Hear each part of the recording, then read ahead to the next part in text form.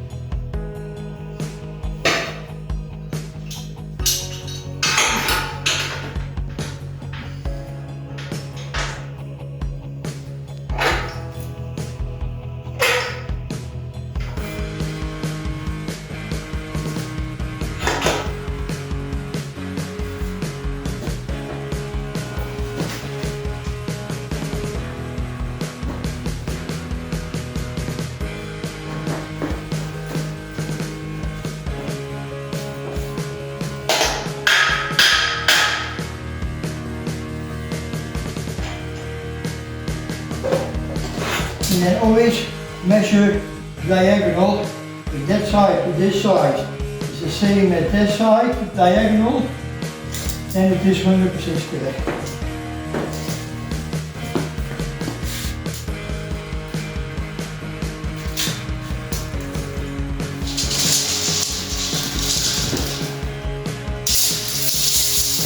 Always difficult when it is so long and you have to do it alone. So take the time. 1 and 3.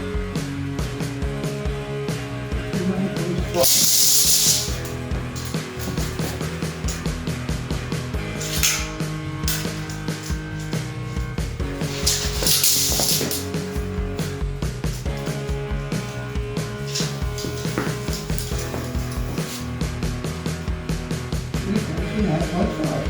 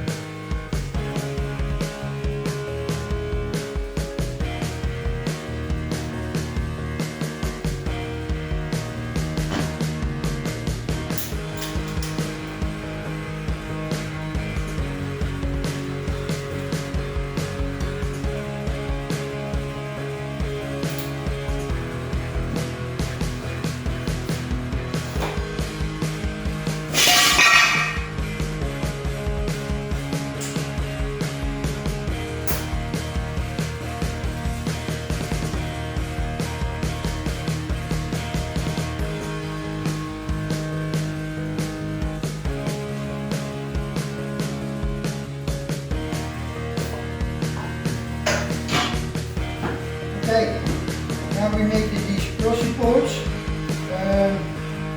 We make the table more rigid, and then from this there will be more iron in it. And you always can put iron on it if you want to put the front edge, so you can put some iron frame to put the subframe on it. Just from there you can always put more adjustments between the bases, or you always the same. Maybe we will put some iron here, and then roll the car on it. You have to always make sure that it is good.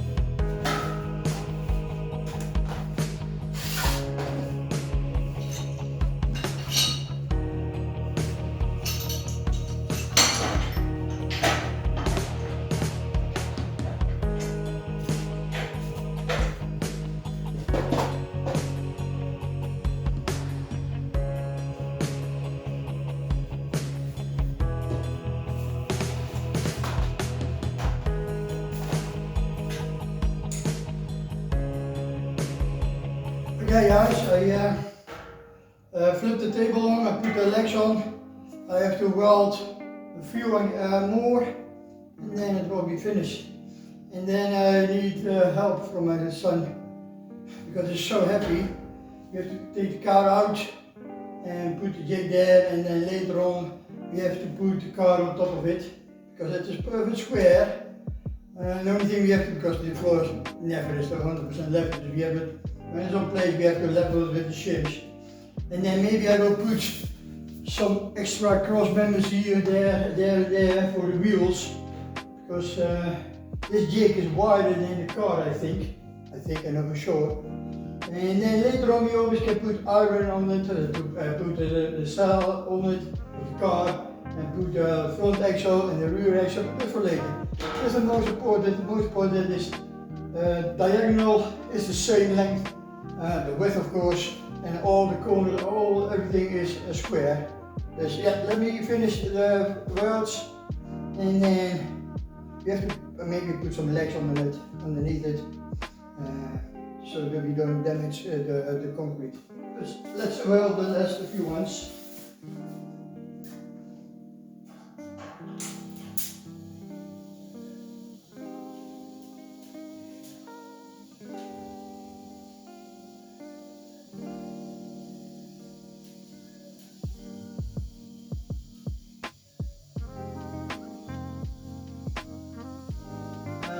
I welded these supports extra on the sides, so it's easy to take, and I can pull the car on top of this, because I have nothing to lift that car, and when it's done, take them down again.